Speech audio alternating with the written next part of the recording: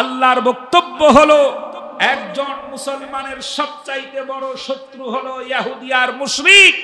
আল্লাহর কোরআনের আয়াতের বিরুদ্ধে গিয়ে কোন রাজনৈতিক নেতা যদি বলে ভারত আমাদের ভাই, মুশরিকরা আমাদের ভাই, এটা ধর্মের সাথে যায় না, এটা কোরআনের সাথে যায় না, এটা ইসলামের সাথে যায় না, মুসলমানের ঈমান ধারণ করে কোন মুসলমান একথা বিশ্বাস করতে পারে না। আর যদি কেউ বিশ্বাস করে কোরআনের আয়াতের স্পষ্ট বিরোধিতা করার কারণে তার ঈমান থাকবে না, এই নীতির উপরে মৃত্যুবরণ করলে মুসলিমদের কবরস্থানে দাফন জানাজা দুটোই হারাম। সাবধান থাকতে হবে। সাহায্য করার মালিককে। এই মহা ষড়যন্ত্র মোকাবেলা করার জন্য মুসলিমদের বিরুদ্ধে এবং বাংলাদেশের বিরুদ্ধে মহা ষড়যন্ত্রের মোকাবেলা করার জন্য আমি এদেশের আলেম ওলামা, পীর বুজুর্গ, ইসলামী চিন্তাবিদ, ইসলামী বুদ্ধিজীবী, ইসলামী সাংবাদিক, বাংলাদেশের স্বাধীনতায় বিশ্বাসী, ইসলামী মূল্যবোধে বিশ্বাসী সকল ইসলামিক দলগুলি আর দেশপ্রেমিক জনতাকে আহ্বান জানাই, এই মহা ষড়যন্ত্রকে রুখে দেওয়ার জন্য শহীদ তিতুমীরের বাঁশ হাতে করে যদি প্রয়োজন পড়ে তাহলে আর একটা বার শাহাদাতের ঈদগাহে শামিল হতে যারা রাজি আছেন দুটো হাত উঁচু করে বলেন আল্লাহু আকবার।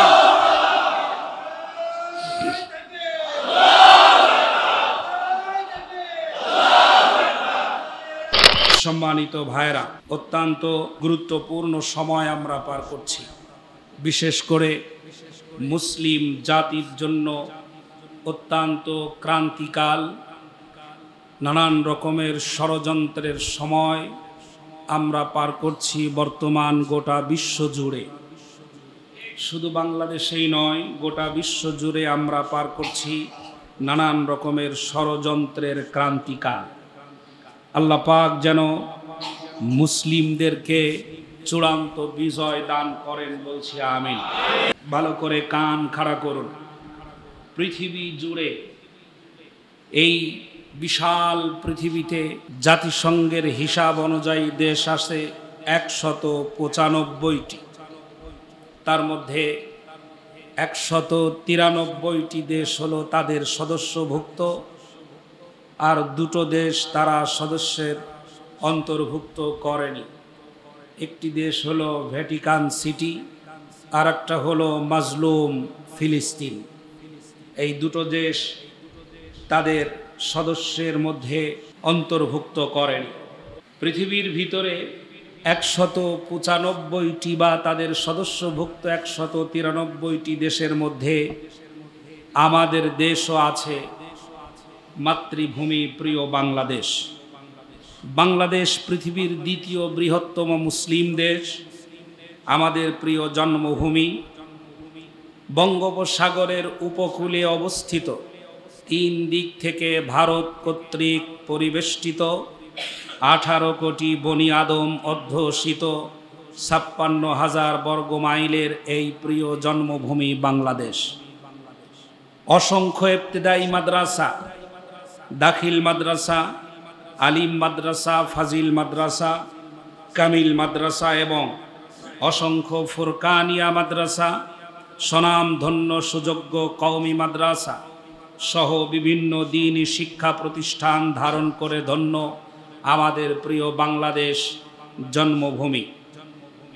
প্রায় 3.5 লক্ষ মসজিদ, মক্তব, ইমাম, মসজিদ, স্বনামধন্য বিশ্বজয়ী হাফেজে কোরআন, বিশ্বনন্দিত মুফাসসির এবং হাজারো আল্লাহর ওলির মাজার ধারণ করে ধন্য 56,000 বর্গমাইলের এই প্রিয় বাংলাদেশ। ব্রিটিশ শাসন আমল থেকে বাংলাদেশকে বলা হতো শস্য ভাণ্ডার। আল্লাহর নিয়ামতে পরিপূর্ণ, বিপুল প্রাচুর্য এবং সম্পদে ভরা আমাদের দেশ বাংলাদেশ। এখানে আছে বিস্তীর্ণ বনজ সম্পদ, এখানে আছে গভীর খনিজ সম্পদ, এখানে আছে মৎস্য সম্পদ, এখানে আছে পশু সম্পদ, এখানে আছে কৃষি সম্পদ এবং রয়েছে বিপুল পরিমাণ যোগ্যতা সম্পন্ন মানব সম্পদ। গোড়া থেকেই আমাদের প্রিয় বাংলাদেশ ছিল ষড়যন্ত্রের শিকার। এটা শুরু থেকেই ছিল। ব্রিটিশ কর্তৃক শোষণ 200 বছর ধরে আমাদেরকে গোলাম করে রেখেছিল। 1947 সালে অনেক রক্ত আর জীবনের বিনিময়ে স্বাধীন হলো আমাদের প্রিয় বাংলাদেশ। এরপর পাকিস্তান কর্তৃক শোষণ শুরু হলো, নির্যাতন, জুলুম, অত্যাচার, অন্যায়, মৌলিক অধিকারে হস্তক্ষেপ, অধিকার হরণ করা, নারী ধর্ষণ, হত্যা করা, মানুষের রক্ত আর জীবনটাকে এমনভাবে বিষিয়ে তুলেছিল, শেষ পর্যন্ত যুদ্ধ করতে বাঙালিরা বাধ্য হলো। 1971 সালে আবার প্রিয় মাতৃভূমি স্বাধীন হলো। সুবহানাল্লাহ। দেশ স্বাধীন হলো, দেশের নাম পরিবর্তন হলো, দেশের পতাকার পরিবর্তন হলো, দেশের ভৌগোলিক সীমারেখার পরিবর্তন হলো, দেশের মানচিত্র বদলে গেল, পৃথিবীর মানচিত্রে যুক্ত হলো এক নতুন দেশ, আমাদের প্রিয় স্বাধীন বাংলাদেশ।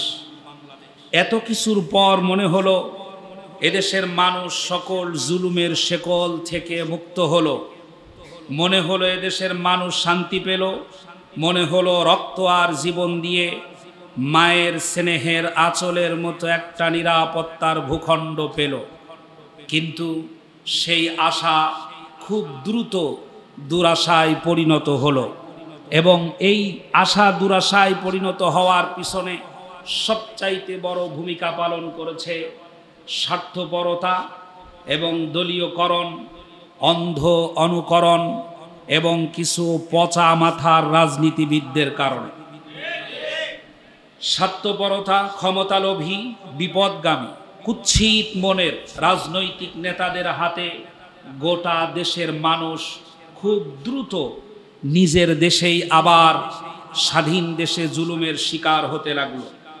সেখান থেকে নিজেদের গণতান্ত্রিক অধিকার আদায়ের জন্য, নিজেদের মৌলিক অধিকার আদায়ের জন্য বিভিন্ন সময়ে বিভিন্ন আন্দোলনের মাধ্যমে নিজেদের অধিকার আদায় করার চেষ্টা করেছে আপামর জনসাধারণ। স্বাধীনতার পর থেকে পর্যন্ত সরকার গঠন হয়েছে, সরকার পতন হয়েছে, কিন্তু সর্বস্তরের জনসাধারণের কাঙ্ক্ষিত সেই আশা স্থায়ীভাবে পূরণ হয় নাই। সেই জন্য আন্দোলনও রয়েছে অব্যাহত, এখনো আন্দোলন চলছে, ভবিষ্যতেও যে আন্দোলন হবে না এটার কোনো গ্যারান্টি নাই। বাংলাদেশ থেকে সর্বপ্রথম 1990 সালে ফ্যাসিবাদ সরানোর আন্দোলন করা হয়। তদানীন্তন সময়ের স্বৈরাচার খ্যাত মরহুম হুসাইন মোহাম্মদ এরশাদকে বিতাড়িত করার মাধ্যমে। এরপর সরকার উঠল, সরকার নামলো। বিগত 16টি বছরের লম্বা সময় ধরে শাসন করতে গিয়ে বঙ্গবন্ধু কন্যা আওয়ামী লীগের কর্ণধার বিগত দিনের স্বৈরাচার প্রধানমন্ত্রী শেখ হাসিনার হাতে গোটা জাতি নির্যাতিত হতে লাগলো, নিষ্পেষিত হতে লাগলো, জুলুমের শিকারে গোটা দেশটি জেলখানায় পরিণত হয়ে গেল। বিভিন্ন আন্দোলনের ধারাবাহিকতা ধরে শুরু হয় 2024 সালের কোটা বিরোধী 9 দফার আন্দোলন। আন্দোলনকারীদের দাবি না মেনে মুক্তিযোদ্ধার সেন্টিমেন্টকে কাজে লাগিয়ে পুলিশ লীগ এবং সন্ত্রাসীদেরকে দিয়ে সাধারণ মানুষকে যখন হত্যার পথ বেছে নিল ক্ষমতা টিকিয়ে রাখার জন্য, ছাত্রদের 9 দফার আন্দোলন 1 দফাতে রূপান্তরিত হয়ে গেল। শুরু হলো গণ অভ্যুত্থান। চরম এই আন্দোলনে জীবন দিল ছাত্র জনতা, জীবন দিল সাধারণ জনতা, জীবন দিল শিশু এবং নারী ছাত্রীগণ। চরম ত্যাগের বিনিময়ে বিদায় নিয়ে পালিয়ে যেতে বাধ্য হলো নতুন স্বৈরাচার ডাইনি বুড়ি খুনি হাসিনা। দেশের শতকরা 90% মুসলমান। আমরা কত ভাগ মুসলমান? দেশের শতকরা 90% মুসলমান। খ্রিস্টান শক্তি চায় আমাদেরকে খ্রিস্টান বানাতে। এজন্য দেখবেন বাংলাদেশের বিভিন্ন জায়গায় খ্রিস্টানদের বই বিতরণ করা হয়। খ্রিস্টানিরা তাদের অভিযান চালায়, তাদের দাওয়াতি কার্যক্রম চালায়, এটাতে আপনারা বাধা দিতে পারবেন না। যদি বাধা দেন তাহলে সরকার কর্তৃক তার ফিডব্যাক আসবে। তাহলে বুঝুন কত বড় ষড়যন্ত্র চলছে। দেশের ৯০% মুসলমান, খ্রিস্টান চায় আমাদেরকে খ্রিস্টান বানাতে, রাশিয়া চেয়েছিল নাস্তিক বানাতে, আর ভারত চায় আমাদের দেশটাকে ধর্মনিরপেক্ষ বানিয়ে রাজত্ব চালিয়ে আমাদেরকে ব্রিটিশদের মতো আবার তাদের গোলাম বানাতে। ভারতের বিভিন্ন রাজনীতিবিদ এবং ভারতের র এর এজেন্টরা বাংলাদেশের ১৮ কোটি জনগণের ভাগ্য নিয়ে খুনি হাসিনাকে সাথে নিয়ে আজ এক চরম খেলায় মেতে উঠেছে। তাদের এই ষড়যন্ত্র অত্যন্ত মারাত্মক এবং সুদূর প্রসারী।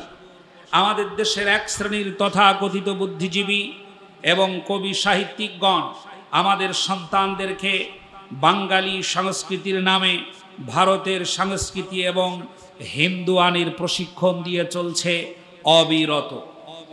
শুধু এখানেই শেষ নয়, বসন্ত উৎসব, বিশ্ব ভালোবাসা দিবস, বর্ষবরণ ইত্যাদির নামে হাতে রাখি বন্ধন পরিয়ে, উলুধ্বনি দিয়ে, পূজার বাদ্য বাজিয়ে, মেয়েদের কপালে তিলক পরিয়ে, যুবকদের ধুতি পরিয়ে তথাকথিত কবি সাহিত্যিকগণ যা শুরু করেছে তা অবশ্যই হিন্দুয়ানি সংস্কৃতি। ৯০% মুসলমানের দেশে মুসলমানদের সাথে এই সংস্কৃতির সামান্যও কোনো সম্পর্ক নাই। মনে রাখবেন দেশবাসী, ভারত সবাইকে কিনতে পারলেও, ভারত সকল রাজনীতিবিদদেরকে কিনতে পারলেও, ভারত সমস্ত সরকারকে কিনতে পারলেও একটি ইসলামিক দলকে ভারত অদ্যাবধি পর্যন্ত এক চুল পরিমাণ নড়াতে পারে নাই, চলাতে পারে নাই, কিনতে পারে নাই। সেটা হলো বাংলাদেশ জামাতে ইসলামী। আপনি আমি জামাতে ইসলামী করি নাকি করি না সেটা বড় কথা নয়। কথা হলো এই, দাসত্ব আর প্রভুত্ব গোলামি করতে গিয়ে নিজের অস্তিত্বটাকে বিলীন করে দিতে পারে আওয়ামী লীগ, অস্তিত্বকে বিলীন করে দিতে পারে বিএনপি, অস্তিত্বকে বিলীন করে দিতে পারে জাতীয় পার্টি। অস্তিত্বকে বিলীন করার জন্য বাংলাদেশের কোন ইসলামিক দলকে ভারত আজ পর্যন্ত কিনতে পারে নাই। এই জন্য তাদের সবচাইতে বড় শত্রুতা হলো মুসলিমদের সাথে। কাদের সাথে? দেখুন, এখানে মুসলিমদেরকে মারা হবে, সেটা নিয়ে কোনো ব্রিফিং হবে না, সেটা নিয়ে কোনো নড়াচড়া হবে না। মাত্র ৯০% মুসলমানের দেশে মাত্র 10% অন্যান্য ধর্মাবলম্বী বসবাস করে। একজন হিন্দুর গায়ে হাত দেন, ভারত থেকে নানান রকমের বার্তা আসতে শুরু করবে। কিন্তু তাদের দেশে মুসলিম নিধন করা হচ্ছে, মুসলিমদের উপর নির্যাতন করা হচ্ছে, ঘর বাড়ি ভেঙে দেওয়া হচ্ছে, প্রকাশ্যে দিবালোকে হত্যা করা হচ্ছে। এই বেয়াদব মোদী সরকার, তার চোখে এই নির্যাতনগুলো কখনো পড়ে না। সুতরাং তাদের শত্রুতা মুসলিমদের সাথে, শত্রুতা ধর্মের সাথে। মনে রাখবেন, আমাদের দেশেও ভারতের রয়ের এজেন্ট, ভারতের দালাল এবং বাংলাদেশের নিকৃষ্টতম মুজাফর তৈরি হয়েছে বিভিন্ন রাজনৈতিক দলের নেতাদের মধ্যে। টের পাবেন, ভালো করে লক্ষ্য করেন। বাংলাদেশের নতুন মির্জাফর যারা, বাংলাদেশে ভারতের দালাল যারা, তাদেরকে চিনার জন্য আপনাকে মাস্টার্স কমপ্লিট করতে হবে না, আপনাকে বিজ্ঞানী হতে হবে না, আপনাকে বড় রাজনৈতিক ব্যক্তিত্ব হতে হবে না। আপনি যদি ভারতের রয়ের এজেন্ট এবং ভারতের পাঁচাটা দালাল দেখতে চান, তাহলে কয়েকটি বিষয় লক্ষ্য রাখবেন। ১ নাম্বার, মুসলমান হওয়ার পরেও ওরা সব ধর্মকে সম্মান করে, শুধুমাত্র ইসলাম ধর্মটাকে সম্মান করতে জানে না।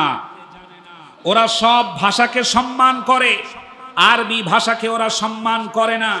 ওরা সব ধরনের পোশাকের সম্মান করে, শুধুমাত্র মুসলমানদের হিজাব, দাড়ি, টুপি আর পাঞ্জাবি আর জুব্বা সহ্য করতে পারে না। এই মাল আছে না নাই? মুসলমানের ঘরে জন্মগ্রহণ করার পরেও শুধু রাজনৈতিক অন্ধত্বের কারণে ভারতের খুশি করার জন্য সমস্ত পোশাকের মর্যাদা দিতে পারলেও মুসলিমদের হিজাব সহ্য করতে পারে না। ওরা সকল ধর্মগুরুদের সম্মান করে, ধর্ম পণ্ডিত যারা তাদেরকে সম্মান করে, শুধুমাত্র সহ্য করতে পারে না আলেম ওলামা পীর বুজুর্গদেরকে। সকল ধর্মগ্রন্থে ওরা সম্মান করে, শুধুমাত্র আল্লাহর কোরআনকে ওরা জঙ্গিবাদের কিতাব বলে আখ্যায়িত করে। বাংলাদেশেও যারা তাদের সুরে সুর মিলায়, যত বড় রাজনীতিবিদই হোক না কেন আর যতই দেশের প্রেম দেখাক না কেন, স্পষ্ট মনে রাখবেন এরাই হলো বাংলাদেশের বর্তমানের মির্জাফর এবং ভারতের পাঁচাটা দালাল। সকল আইনকে তারা সম্মান করে, মানুষের তৈরি করা সব আইনকে মর্যাদা দেয়, শুধুমাত্র ইসলামে শরিয়াতের একটা আইন আছে, সংবিধান আছে, এই সংবিধানটাকে তারা সম্মান করতে জানে না।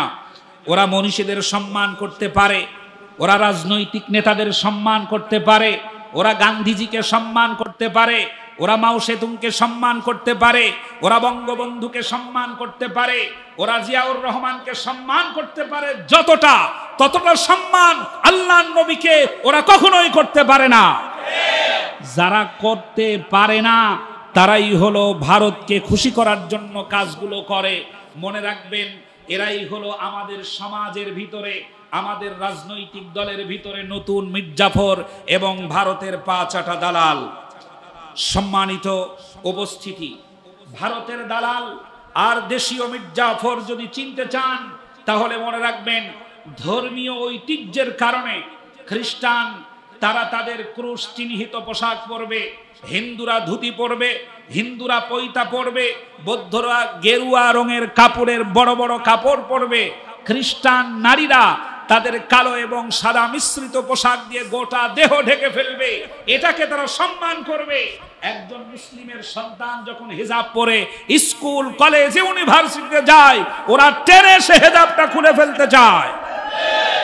যারা এই গর্হিত কাজগুলো করছে তারা দেশের ভিতরের সবচাইতে বড় মির্জাফর, 2025 সালের সবচাইতে বড় দুশমন এবং গোটা 90% মুসলমানের কলিজার শত্রু এরা। সুতরাং বাংলাদেশের মুসলিমদের উপরে এমন চরম ষড়যন্ত্র চলছে, এটাকে আমাদেরকে মনে রাখতে হবে। সম্মানিত ভাইরা, কথাগুলি আমি সব বলছি আস্তে আস্তে করে এবং মাথার মধ্যে হৃদয়ঙ্গম করার চেষ্টা করুন। দেশের সকল মুসলমান মাতা পিতা তথা অভিভাবক বৃন্দ, আমি আপনাদের খেদমতে আরজ করছি, আপনাদের কলিজার টুকরা সন্তানদের রক্ষা করার জন্য এগিয়ে আসুন, মেয়েদেরকে রক্ষা করার জন্য এগিয়ে আসুন, মুসলিম শিশুদেরকে রক্ষা করার জন্য এগিয়ে আসুন। বাংলার ঘরে ঘরে, বাংলার রেডিওতে, বাংলার টেলিভিশনে, বাংলাদেশের নাটকে, বাংলাদেশের সিনেমায়, বাংলাদেশের কবিতার সাহিত্যে, বাংলাদেশের প্রতিটি অঙ্গনে ডাকাত ঢুকে পড়েছে।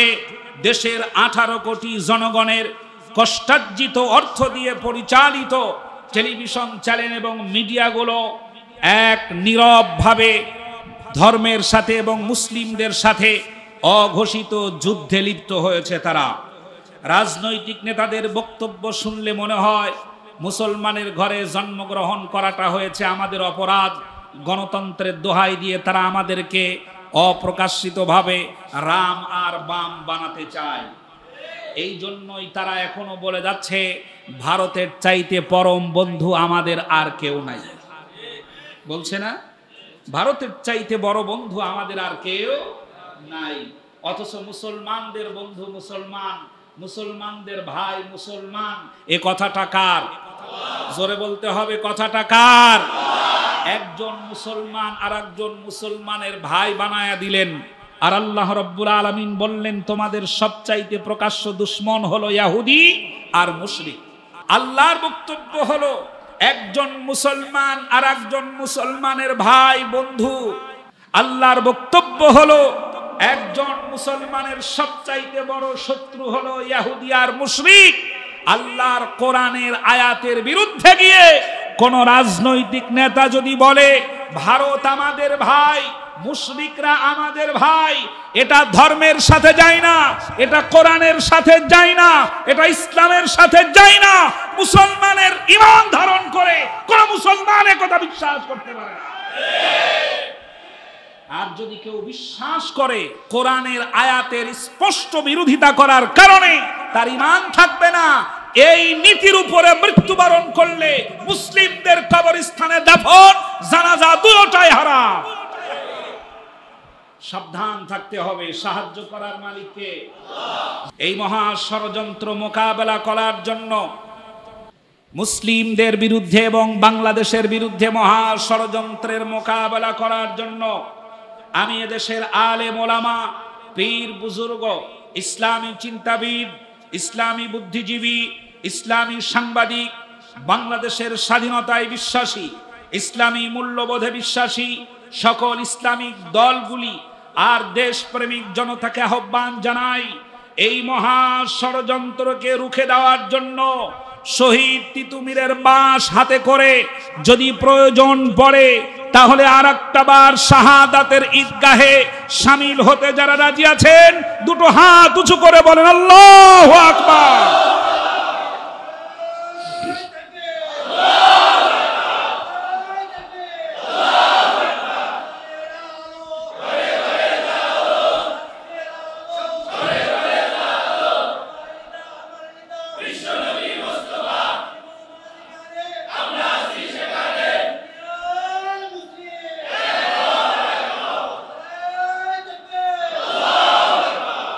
আহ্বান জানায়, আসুন আমরা আমাদের দেশকে জালিম মুক্ত করার জন্য, জুলুম মুক্ত করার জন্য, চুরি ডাকাতি মুক্ত করার জন্য, ধর্ষণ মুক্ত করার জন্য, সমস্ত পাপ পঙ্কিলতার অশান্তি দূর করার জন্য আল্লাহর আইন বাস্তবায়ন করার আন্দোলনে ঝাঁপিয়ে পড়ি। মানুষের বানানো আইন দিয়ে সব থেকে মুক্ত হওয়া সম্ভব নয়। আমি কোরআনুল কারীম থেকে আয়াত দিয়ে দলিল দেব। বাংলাদেশে অনেক বুজুর্গ বান্দা আছে, মেম্বার, চেয়ারম্যান এবং বর্তমান সময়ে নির্বাচন করাটা অথবা বাংলাদেশের ক্ষমতার আসনে বসার বিষয়টাকে দুনিয়ালোভী মনে করে। এইসব বুজুর্গ বান্দা হলো বাংলাদেশের মুসলিমদের জন্য বোবা শয়তান। কোরআনুল কারীমের আয়াতের বিরুদ্ধাচরণ করে তারা বুজুর্গ হতে চায়। আমাদের দেশের বুজুর্গ বান্দারা, আমি আগেও বলেছি, বিশ্বাস করেন এই দেশের তাকওয়াধারী বান্দারা যদি ইউনিয়ন পরিষদ পরিচালনা করত, এদেশের তাকওয়াধারী বান্দারা যদি থানা পরিচালনা করত, এদেশের তাকওয়াধারী বান্দারা যদি সংসদ পরিচালনা করত, এদেশের তাকওয়াধারী বান্দারা যদি জেলা প্রশাসক হতো, এদেশের তাকওয়াধারী বান্দারা যদি সুপারিনটেন্ডেন্ট হতো, এদেশের তাকওয়াধারী বান্দারা যদি প্রিন্সিপাল হতো, এদেশের তাকওয়াধারী বান্দারাই যদি সমস্ত জায়গা পরিচালনা করত, বাংলাদেশের মানুষের এত অভিযোগ থাকতো না। এইখান থেকে সরে গিয়ে নাস্তিক মুরতাদদের জায়গা করে দিয়েছে। এরা বুজুর্গ আল্লাহ নবীর আদর্শের বিরুদ্ধে চলে গেছে তারা। আমি আয়াত থেকে বলছি, ভালো করে লক্ষ্য করুন। আল্লাহ যেন আমাদের বুঝার তৌফিক দান করেন, বলেন আমিন। আমার প্রিয় মুসল্লি ভাইরা, আমার প্রিয় জনগণ, প্রিয় দেশবাসী, স্বাধীনতার তাৎপর্য কি? স্বাধীনতার স্বাদ কি? স্বাধীনতার তাৎপর্য কি? একটি দেশের পতাকার পরিবর্তন? স্বাধীনতা মানে কি একটি দেশের নামের পরিবর্তন, একটি দেশের জাতীয় সঙ্গীতের পরিবর্তন? এসব কিছু দিয়ে দেশের মানুষের ভাগ্য বদলায় না। শুধু মাত্র দেশের নামের এবং পতাকা আর জাতীয় সঙ্গীতের পরিবর্তনে মানুষের ভাগ্য যদি বদলাতো, তাহলে বিগত 54টি বছর ধরে বারবার আন্দোলন করে মানুষের জীবন দিতে হতো না এই বাংলার জমিনে। প্রিয় ভাই সব, এ পর্যন্ত যারা ক্ষমতায় বসেছে, যারা ভোটের মাধ্যমে অথবা ভোট ডাকাতির মাধ্যমে প্রশাসনের ঘাড়ের উপরে পা রেখে যারাই ক্ষমতায় এসেছে, তারাই অত্যন্ত দক্ষতার সাথে সুনিপুণভাবে বাংলাদেশের মানুষের ভাগ্য পরিবর্তন করতে না পারলেও নিজেদের এবং দলীয় লোকদের ভাগ্য পরিবর্তন তারা করেছে। চুরির মাধ্যমে, ডাকাতির মাধ্যমে, ব্যাংক ডাকাতির মাধ্যমে, এবং বাংলাদেশের টাকাকে বিদেশে পাচার করার মাধ্যমে ক্ষমতায় যারা ছিল তারা কিন্তু নিজেদের ভাগ্য ঠিকই পরিবর্তন করেছে, ঠিক কিনা? দেশের পরিবর্তন ভাগ্য বদলাবে না, পতাকার পরিবর্তন ভাগ্য বদলাবে না, দলীয় নেতার পরিবর্তনে ভাগ্য বদলাবে না, এবং জাতীয় সঙ্গীত পরিবর্তনেও মানুষের ভাগ্য বদলাবে না। মানুষের ভাগ্য বদলাবে না কেন? আল্লাহ রাব্বুল আলামিন বলেন, আল্লাহ রাব্বুল আলামিন বলেন, ইন্নাল্লাহা লা ইউগাইয়িরু মা বিকাউমিন হাত্তা ইউগাইয়িরু মা বিআনফুসিহিম। যতক্ষণ পর্যন্ত কোন জাতি তার নিজের ভাগ্য পরিবর্তন করার জন্য সংগ্রাম করে না, লড়াই করে না, চেষ্টা সাধনা করে না, আল্লাহ রাব্বুল আলামিন বলেন ততক্ষণ পর্যন্ত আমি ওই জাতির ভাগ্য পরিবর্তন করি না।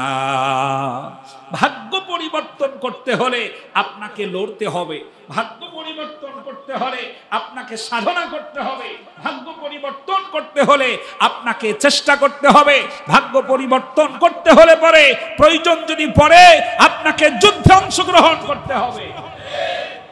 এমনি এমনি ভাগ্য পরিবর্তন হয় না।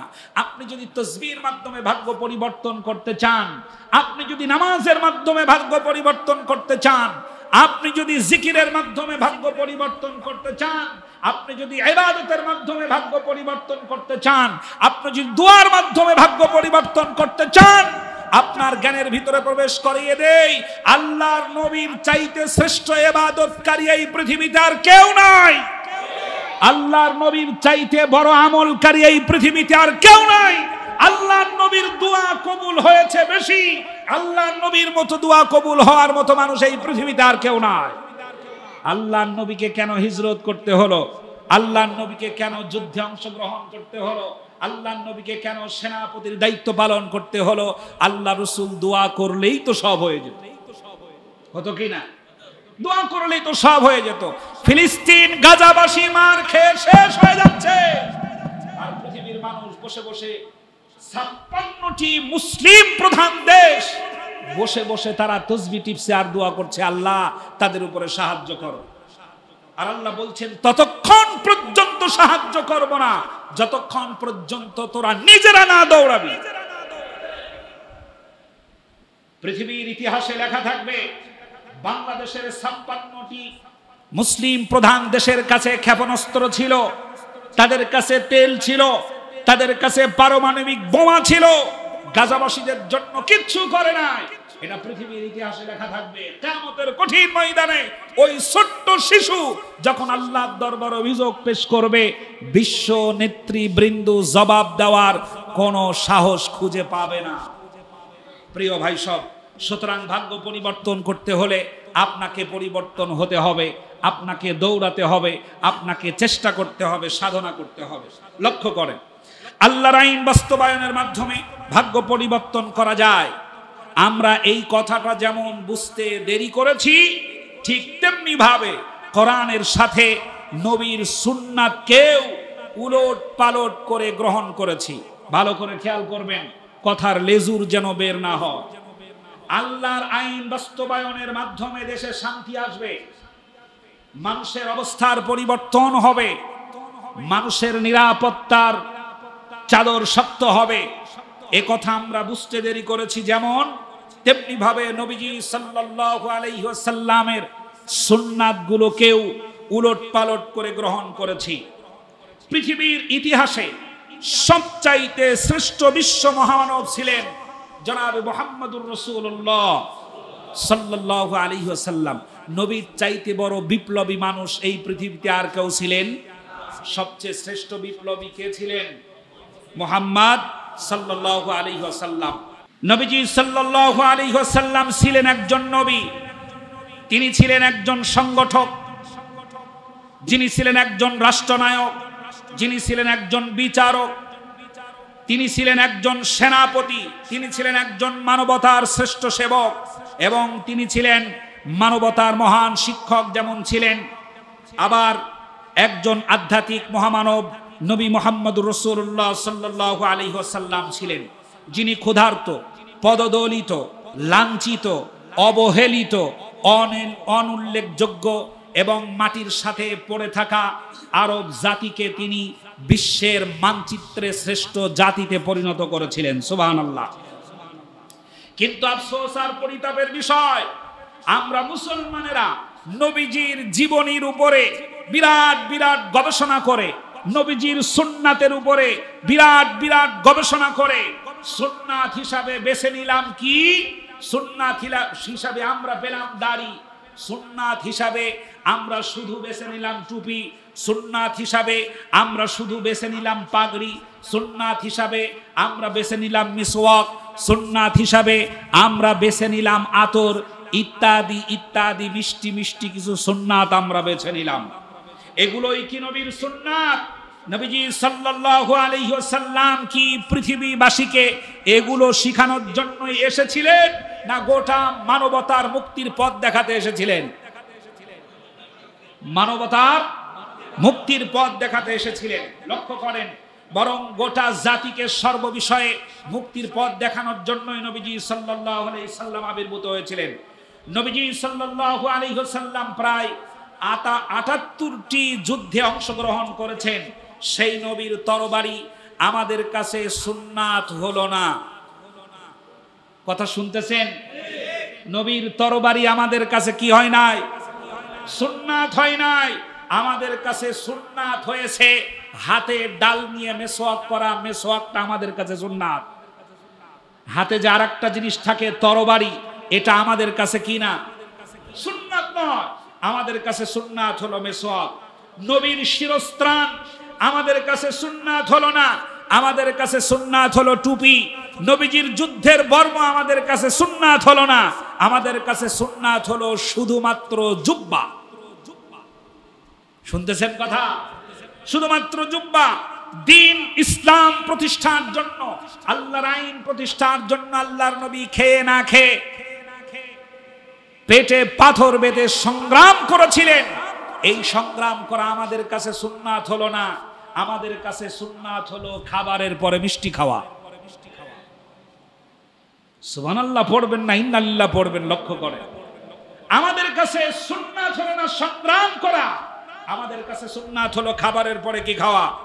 মিষ্টি খাওয়া। সেটা সুন্নাত হলো না।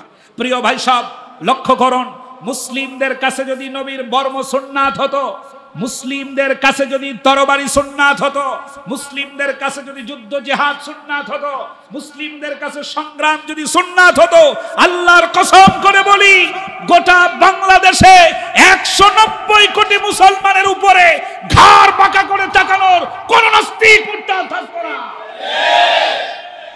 এরা শুধু মার খায় আর তসবিহ পড়ে, মার খায় আর তসবিহ পড়ে, আর বলে লা হাওলা ওয়ালা কুওয়াতা ইল্লা বিল্লাহ। অন্যায় চোখের সামনে হচ্ছে, রুমাল দিয়ে মুখ ঢেকে তাওবা পড়তে পড়তে বাসায় চলে যাচ্ছে। ওনার কাছে রুমাল সুন্নাত, ওনার কাছে তসবিহ সুন্নাত। বিশ্বাস করেন, এই নীতি যতদিন থাকবে ততদিন পর্যন্ত ইহুদি খ্রিস্টানদের তৈরি করা পিপিলিকাও তোমাদেরকে লাথি মারবে। এ মুসলিম জাতি তো লাথি খাওয়ার জাতি না। মুসলিম জাতি গোটা বিশ্বকে শাসন করার জাতি। সুবহানাল্লাহ পড়েন। কোরআনের মর্যাদা কম না বেশি? আল্লাহর মর্যাদা কম না বেশি? সমস্ত পৃথিবীর যত প্রচলিত ধর্ম আছে, সমস্ত ধর্মের উপরে ইসলাম ধর্মের মর্যাদা কম না বেশি? সেই ইসলাম গ্রহণ করার পর, অনুসারী হওয়ার পর আপনার মর্যাদা কমছে কেন? আপনি নবীর মূলত মূল সুন্নাতগুলোকে বাদ দিয়ে দিয়েছেন। এজন্য কমছে আপনার সম্মান। এজন্য আপনাকে ঝাড়ি মারে কাফের, বেঈমান, মুশরিক, আপনাকে পথ দেখায় ইহুদি খ্রিস্টান। সম্মানিত ভাইরা, আসুন আমরা সকলে একযোগে আল্লাহ পাকের পছন্দনীয় ধর্ম কোনটা সে বিষয়ে কোরআনুল কারীম থেকে আরো কিছু জানার চেষ্টা করি। সকলে মিলে অনুসূচিত কণ্ঠে একযোগে আওয়াজে বলি, আউযু বিল্লাহি মিনাশ শাইতানির রাজীম, বিসমিল্লাহির রহমানির রহিম। বিতাড়িত মরদুদ শয়তানের সকল প্রকারের ওয়াসওয়াসা থেকে, কুমন্ত্রণা থেকে পানাহ চাচ্ছি, আশ্রয় চাচ্ছি মহান রব্বুল আলামিনের কাছে, এবং শুরু করছি তার নামে যিনি অত্যন্ত দয়ালু, মেহেরবান, অত্যন্ত স্নেহশীল। মহান রব্বুল আলামিনের নামে আমরা শুরু করছি। আল্লাহ রব্বুল আলামিনের কোরআন থেকে এই মেহরাবে বসে আমি এ পর্যন্ত আপনাদের এক যুগেরও বেশি সময় ধরে যত কথা শুনিয়েছি তা গোটা জাতির জন্য যথেষ্ট নয়, বরং কিঞ্চিত পরিমাণও দায়িত্ব পালন করা সম্ভব হয় নাই। এই পৃথিবীর যত মুফাসসির, এই পৃথিবীর যত তাফসীরকারক যত কথা লিখেছেন, যত কথা বলেছেন, যত বক্তৃতা করেছেন, কোরআনের যত দার্স করেছেন, তা কি কোরআনুল কারীমের সম্পূর্ণ ব্যাখ্যা করা সম্ভব হয়েছে? বিশ্বাসের সাথে বলেন, সম্ভব হয়েছে? হয় নাই। কেন? আল্লাহর বাণী শোনেন। আল্লাহ রাব্বুল আলামিন বলেন, قُلْ لَوْ كَانَ الْبَحْرُ مِدَادًا لِكَلِمَاتِ رَبِّي لَنَفِدَ الْبَحْرُ قَبْلَ أَن تَنفَدَ كَلِمَاتُ رَبِّي وَلَوْ جِئْنَا بِمِثْلِهِ مَدَدًا। জোরে বলেন আল্লাহু আকবার। আল্লাহ রাব্বুল আলামিন বলেন, কুল, ওগো নবী, तमाम পৃথিবীর সব মানব মণ্ডলীকে আপনি জানিয়ে দেন, तमाम পৃথিবীর যত সমুদ্রগুলো আছে সব সমুদ্রের পানিগুলো যদি কালিতে পরিণত হয়ে যায়, ওই কালি দিয়ে যদি আমার কালামের ব্যাখ্যা লেখা শুরু করা হয়, সমস্ত কালি শেষ হয়ে যাবে। আবার যদি ওই সমুদ্রগুলো নতুন করে কালিতে পরিণত করা হয়, তারপরেও সেই কালিগুলোও শেষ হয়ে যাবে। তারপরেও আমার কালামের ব্যাখ্যা লেখা পৃথিবীর মানুষের পক্ষে সম্ভব হবে না। সুবহানাল্লাহ, আল্লাহু আকবার বলেন। কোরআনুল কারীমের প্রতিটি কথা মহাসমুদ্রের সমান। সুবহানাল্লাহ। আমরা সেই কোরআনের কাছে নাই, আছি? কোরআনের কাছে নাই।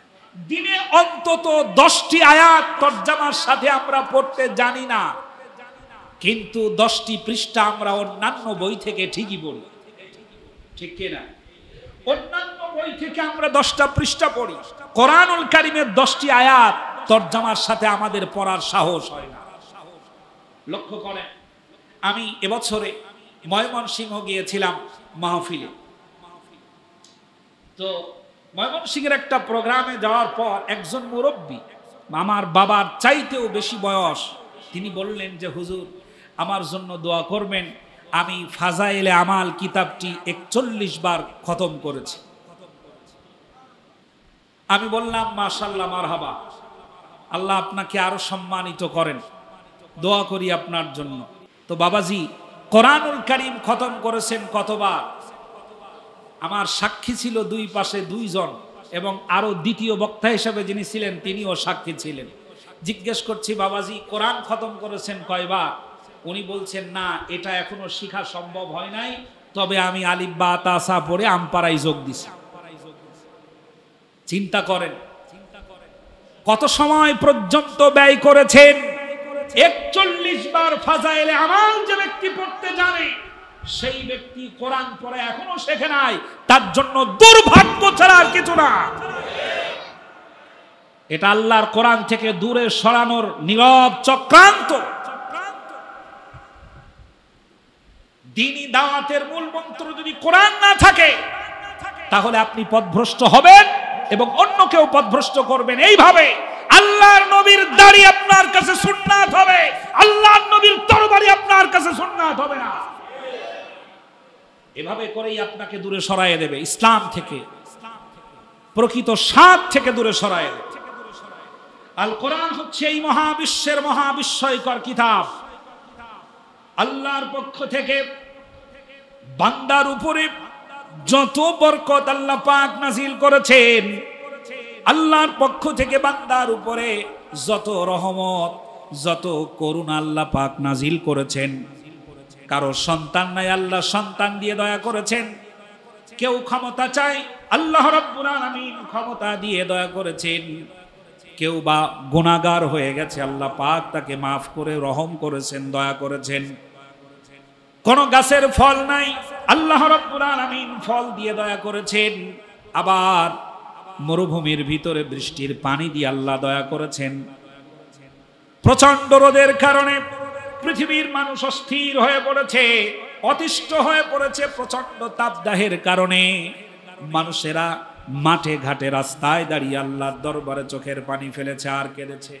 আল্লাহ রাব্বুল আলামিন বলেন, বৃষ্টির পানি দিয়ে তাদের উপরে দয়া করা হয়েছে। আল্লাহর পক্ষ থেকে যত দয়া আল্লাহ পাক করেছেন, আল্লাহ বলেন, কুল বিফাদলিল্লাহ ওয়া বিরহমাতিহি ফাবিযালিকা ফালইফরাহু হুয়া খায়রুম মিম্মা ইয়াজমাউন।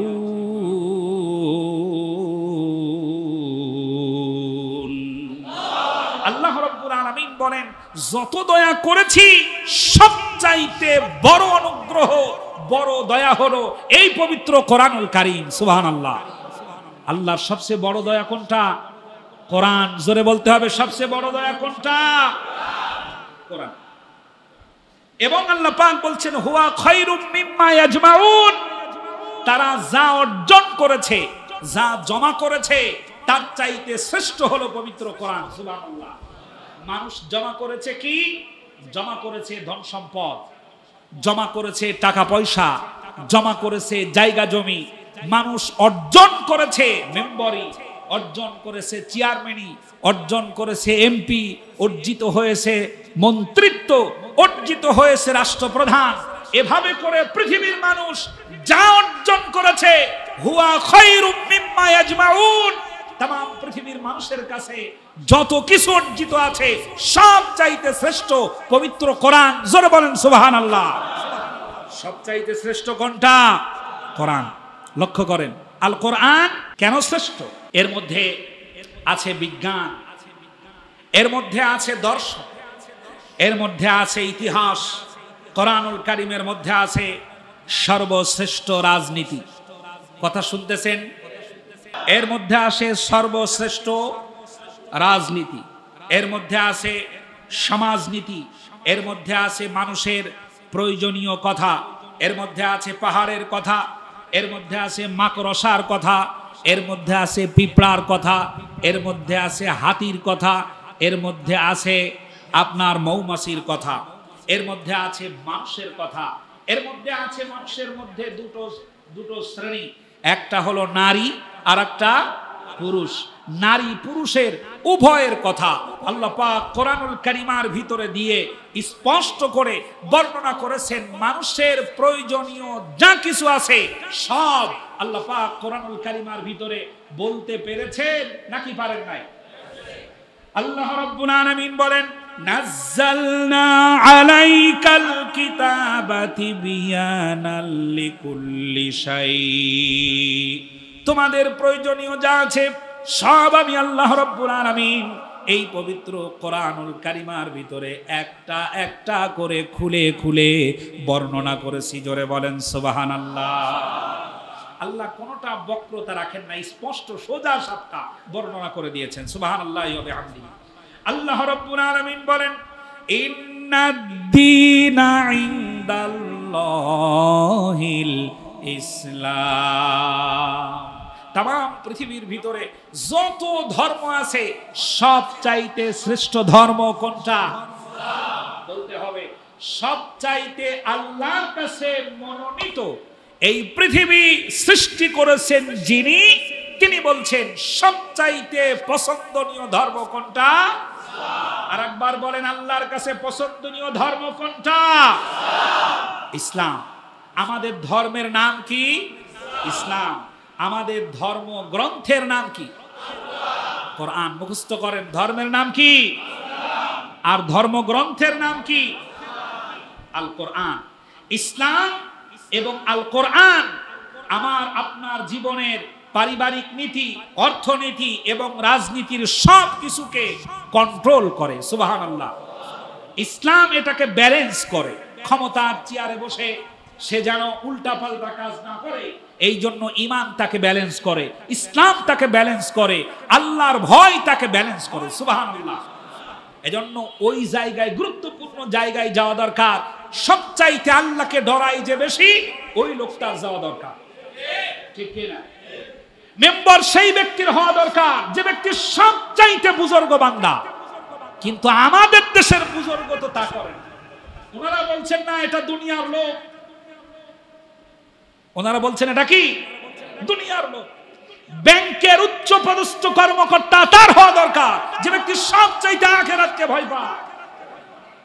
উনি যাচ্ছেন না সেখানে, উনি বলছেন কি এটা দুনিয়ার লোক। অথচ আল্লাহর নবী কোরআনুল কারীমের মাধ্যমে আল্লাহর কাছে চাচ্ছেন, হে রব আমাকে রাষ্ট্রীয় ক্ষমতা দাও। কে বলছেন? উনি আল্লাহর নবীর চাইতেও বড় বুজুর্গ। এখন আল্লাহর নবীর চাইতে যে ব্যক্তি বড় বুজুর্গটা বুজুর্গ না বদমাইশ? আমাদের দেশের তেলবাজ বুজুর্গ আর এরকম শয়তানের বুজুর্গ বহুত আছে, লক্ষ লক্ষ পাবেন, যার কাছে আল্লাহর আইনের কথা বললেই বলে হুজুর রাজনীতির কোনো কথা আমাদের সামনে বলার দরকার নাই। এ বুজুর্গ আছে না নাই? হারামির হাড্ডি। আমার প্রিয় ভাইরা লক্ষ্য করুন, আমার আপনার জীবনের পারিবারিক নীতি, অর্থনীতি এবং রাজনীতির সব কিছুকে কন্ট্রোল করে কি? ইসলাম, কোরআন, ঈমান, আল্লাহর ভয়, আখিরাতের ভয়। সুবহানাল্লাহ। আমার নিরাপত্তা, আমার স্বাধীনতা, আমার সার্বভৌমত্ব সব কিছুর ব্যাপারে ইসলাম এবং কোরআন সমস্ত কথা খুলে খুলে বর্ণনা করেছেন।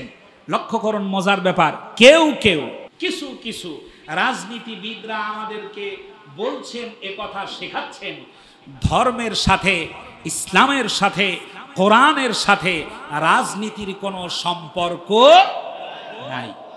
শেখাচ্ছেন নাকি শেখাচ্ছেন না? শেখাচ্ছেন।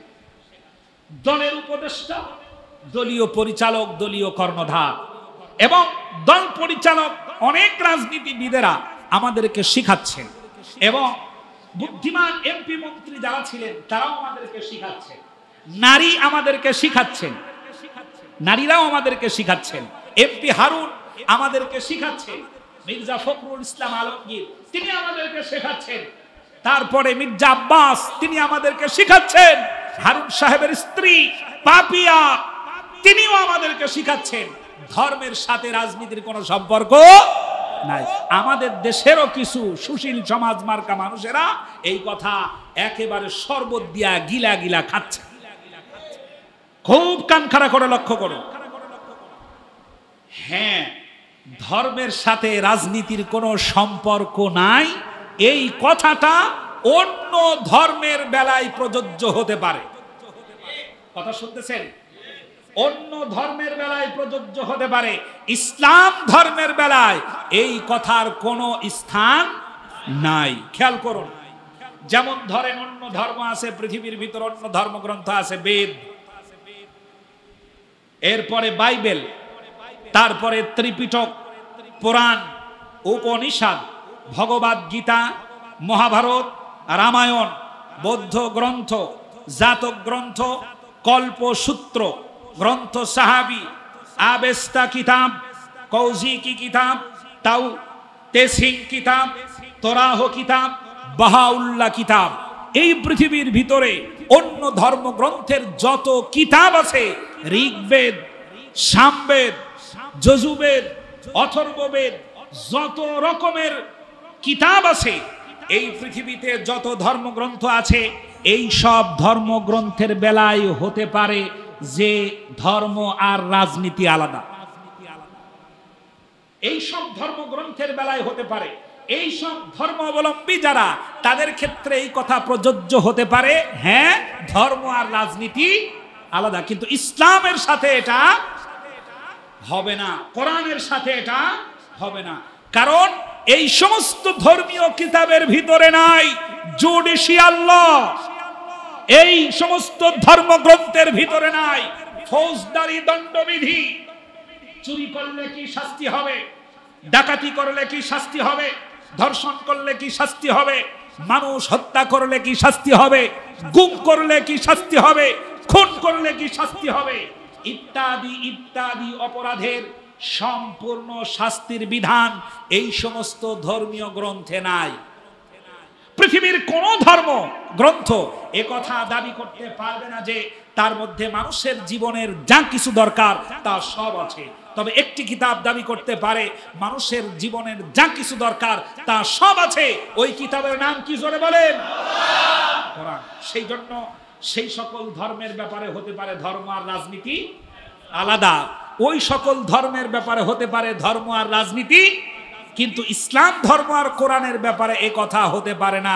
ধর্ম আর রাজনীতি আলাদা নয়, বরং ধর্ম দিয়ে এই রাজনীতি পরিচালনা করা লাগবে, কারণ এটাই তোমাকে ব্যালেন্স করে।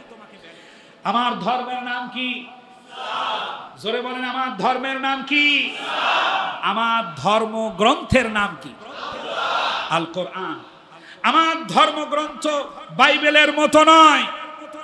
কথা শুনতেছেন? আমার ধর্মগ্রন্থ বাইবেলের মতো নয়, আমার ধর্মগ্রন্থ ত্রিপিটকের মতো নয়, আমার ধর্মগ্রন্থ ভগবদ গীতার মতো নয়, আমার ধর্মগ্রন্থ বেদের মতো নয়, আমার ধর্মগ্রন্থ মহাভারতের মতো নয়, আমার ধর্মগ্রন্থ রামায়ণের মতো নয়। আমার ধর্মগ্রন্থ সর্বকালের সর্বযুগের শ্রেষ্ঠ ধর্মগ্রন্থ পবিত্র কোরআনুল কারীম। চিল্লায়া বলেন সুবহানাল্লাহ। আমার ধর্মগ্রন্থের চাইতে শ্রেষ্ঠ ধর্মগ্রন্থ এই পৃথিবীতে আর নাই। আছে কোনটা? আছে কোনটা? এই কোরআনের ভিতরে শুধু রাজনীতি আছে তা নয়, আল কোরআন গোটা বিশ্বকে রাজনীতি শেখায়। সুবহানাল্লাহ পড়েন। আল কোরআনে শুধু রাজনীতি আছে, শুধু আছে তা নয়, গোটা বিশ্বকে কোরআন রাজনীতি শেখায়। সুবহানাল্লাহ পড়েন। আল কোরআন বিশ্বকে অর্থনীতি শেখায়। গোটা বিশ্ব চলবে কিভাবে তা কোরআনুল কারীম দেখিয়ে দেয়। এই কোরআনের আসল মুফাসসির, এই কোরআনের আসল ব্যাখ্যাকারী আমিও না, আমাদের দেশের কেউ না, পৃথিবীর কেউ না, পৃথিবীর অন্য কোন সাধারণ মানুষ না। এই কোরআনুল কারীমের আসল মুফাসসির জনাবে মুহাম্মদুর রাসূলুল্লাহ সাল্লাল্লাহু আলাইহি ওয়াসাল্লাম। তার চাইতে বেশি কোরআন বোঝার মানুষ এই পৃথিবীতে আর নাই। সুবহানাল্লাহ পড়েন। আল্লাহর কোরআন আল্লাহর নবী পরিবার সাজিয়েছিলেন কোরআন দিয়ে। সুবহানাল্লাহ। সমাজ সাজিয়েছিলেন কি দিয়ে? কোরআন দিয়ে। এমনকি মদিনাতুল মুনাওয়ারায় বসে গোটা আরব বিশ্বকে পরিচালনা করেছেন পবিত্র কোরআন দিয়ে। সুবহানাল্লাহ। আমার ভাইরা, কোরআন হলো একটি থিওরি, কোরআন একটা থিওরি, আর এর প্র্যাকটিক্যাল জনাবে মুহাম্মদুর রাসূলুল্লাহ, জোরে বলেন সাল্লাল্লাহু আলাইহি সাল্লাম। রাগ হয়ে গেছে? কষ্ট পাচ্ছেন বেশি? কোরআনুল কারীম হলো একটা থিওরি, আর এর প্র্যাকটিক্যাল জনাবে মুহাম্মদুর রাসূলুল্লাহ সাল্লাল্লাহু আলাইহি ওয়াসাল্লাম। লক্ষ্য করেন, থিওরি আর প্র্যাকটিক্যাল দুটো কি এক জিনিস? না, এক জিনিস না। থিওরি কি? থিওরি হলো নিয়ম পদ্ধতি। এখন একটা কাগজের উপরে আমি লিখলাম র দন্তেশ গ ওকার লয় ল আকার, কি হলো? আসেন না, চলে গেছেন? রসগোল্লা। এখন রসগোল্লা লিখে একটা কাগজ যদি আপনাদের কারো হাতে দেই, আর এই কাগজ যদি আপনি চাপতে আরম্ভ করেন, মিষ্টি লাগবে? মিষ্টি লাগবে না। আপনি বলবেন হুজুর আপনি তো ঠকাইছেন, ফাঁকি দিয়েছেন। কেমনে? এর মধ্যে দুধ নাই, চিনি নাই, কিচ্ছু নাই, মিষ্টি লাগবে কেমনে? আচ্ছা ঠিক আছে, কাগজটা আমি আবার হাতে নিলাম, এবার লিখলাম দুধ, দুধের চিনি, দুধ চিনি দুধের শিরা, এরপরে চিনির শিরা, দুধের ছানা, সমস্ত মেটারিজম যা লাগে সব কিছু লিখে কাগজটারে গুল্লা বানায়া আপনার হাতে দিলাম, ছাড়তে আরম্ভ করলেন। কতক্ষণ পর মিষ্টি লাগবে? মিষ্টি লাগবে? মিষ্টি লাগবে না। বরং প্র্যাকটিক্যাল দুধ চিনি দিয়ে রসগোল্লা বানায়া প্লেটের উপরে ধরায় একটা চামচ দিয়ে যদি দেই, তাহলে আপনি খাবেন আর বলবেন বাহ বাহ মারহাবা, ঠিক কিনা? মধুর আছে বোতলের ভিতরে, ওর মুখা লাগানো। আপনি এখন এই মধুটার বোতল যদি চাটতে আরম্ভ করেন, কতক্ষণ পরে মিষ্টি লাগবে? মিষ্টি লাগবে। আপনি যদি চাটতে চাটতে বোতল ফাটাইয়াও ফেলা, তারপরও কি লাগবে না? মিষ্টি লাগবে না। কারণ আপনি তো বোতলের উপরে চাটতেছেন, ভিতরে তো চাটতেছেন না, ভিতরটা তো পাচ্ছেন না। কোরআনুল কারীম হলো একটা থিওরি। এই কোরআনুল কারীম আমরা তেলাওয়াত করেছি, এই কোরআনুল কারীম আমরা পড়েছি, এই কোরআনুল কারীম আমরা চুমু দিয়েছি, এই কোরআনুল কারীমকে আমরা সম্মান জানিয়েছি। কোরআনের আসল স্বাদ পাই নাই। কোরআনের আসল স্বাদ পেতে চান, কোরআনের আসল রং দেখতে চান, যারা আল্লাহর আইন বাস্তবায়ন করতে চায় তাদেরকে নির্বাচিত করে সংসদে পাঠান। বাংলাদেশের মানুষ কোরআনের স্বাদ পাবে ইনশাআল্লাহ। বিশ্বাস হয়? বিশ্বাস হয়? চুরি করলে হাত কেটে দাও, বিধান কার? ধর্ষণ করলে মাজা পর্যন্ত গেড়ে পাথর মেরে উড়িয়ে দাও, আইন কার? এইগুলো তারা মানতে চায় না, প্রিয় ভাই সব।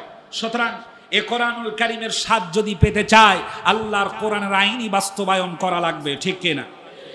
আল্লাহ রাব্বুল আলামিন বলেন, আফাগায়রা দীনিল্লাহি ইয়াবগুন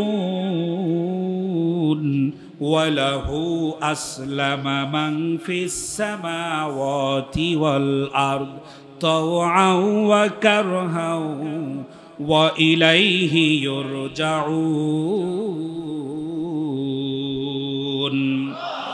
আমার দেওয়া জীবন ব্যবস্থাকে ফেলে দিয়ে তোমরা কি অন্য কোন জীবন ব্যবস্থার দিকে এগোচ্ছ? আমি আল্লাহর দেওয়া আইন, আমি আল্লাহর দেওয়া জীবন, আমি আল্লাহর দেওয়া সংবিধান ছেড়ে দিয়ে তোমরা কি অন্য সংবিধানের দিকে তোমরা আগাও? অন্যটা পাওয়ার চেষ্টা নাকি তোমরা করো? অথচ তামাম পৃথিবীর সমস্ত কিছু ইচ্ছাই হোক অনিচ্ছাই হোক, আমি আল্লাহর হুকুমের সামনে মাথা নত করেছে। সুবহানাল্লাহ। আল্লাহর হুকুমে যারা মাথা নত করেছে তাদের মধ্যে শান্তি আছে না নাই? আছে না নাই? সূর্য হুকুম মানে কার? চন্দ্র হুকুম মানে কার? চন্দ্র আর সূর্যের ঝগড়া আছে?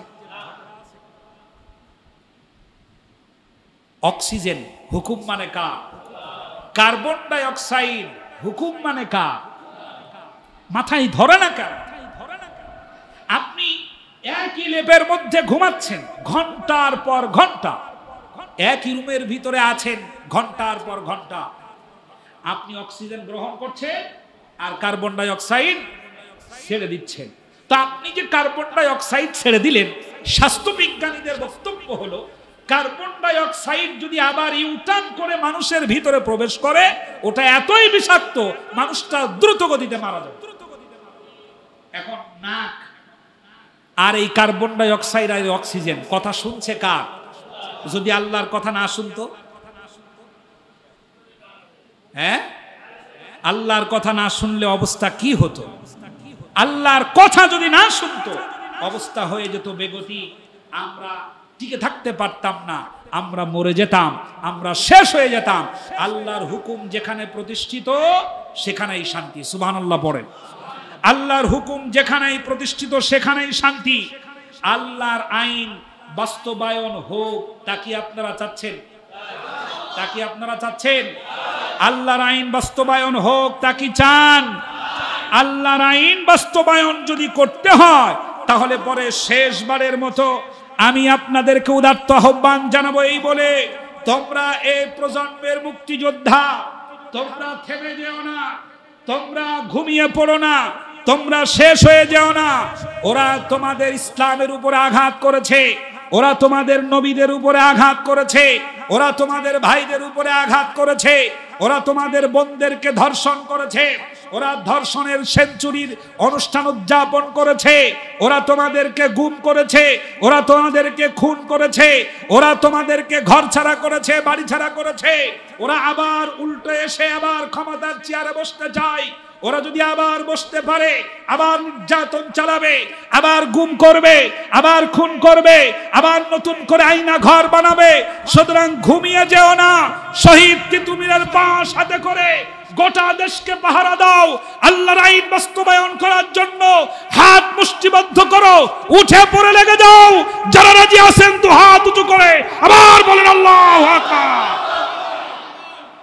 আল্লাহ যেন আমাদের কবুল করেন, বলেন আমিন। সামনে সুযোগ যদি আসে ইমানের পরীক্ষা, দিতে রাজি আছেন? বড় বড় টুপিওয়ালা, পাগড়িওয়ালা, দাড়িওয়ালা, নামাজ পড়ে 5 ওয়াক্ত, চোখের পানি ফেলে মোনাজাতে, ভোট দেওয়ার সময় দেয় এমন একটা লোককে যেই লোকটা প্রকৃত চোর। এই মাল আছে না নাই? উনি কান্নাকাটি করে আল্লাহর দরবারে জান্নাত চাচ্ছে। ওরে আমার হাবা যাবা, ওই মুখে কি বাতাসা খাবা? এরকম বুজুর্গ আমাদের দেশে বহুত। আল্লাহ এই ধ্বজভঙ্গ বুজুর্গ থেকে দেশকে হেফাজত করে। এই বুজুর্গ বান্দারি হওয়া দরকার ছিল প্রিন্সিপাল। ইসলাম চায় বুজুর্গ বান্দা হয়ে যাক প্রশাসক, জেলা প্রশাসক। ইসলাম চায় বুজুর্গ বান্দা হবে মেম্বার। ইসলাম চায় বুজুর্গ বান্দা হবে চেয়ারম্যান। ইসলাম চায় বুজুর্গ বান্দা হবে এমপি, মন্ত্রী, মিনিস্টার। তাহলে এই দেশে অশান্তির কোনো জায়গা আর থাকবে না। আল্লাহ বুজুর্গ বান্দাদেরকে দেশ পরিচালনার দায়িত্ব যেন অর্পণ করেন। আগামী দিনে আমরা যেন কোরআনের রং এবং স্বাদ পেতে পারি। কোরআনের আইন বাস্তবায়নের আন্দোলনে আল্লাহ পাক আমাদের একত্রিতভাবে যেন কবুল করেন, বলেন আমিন।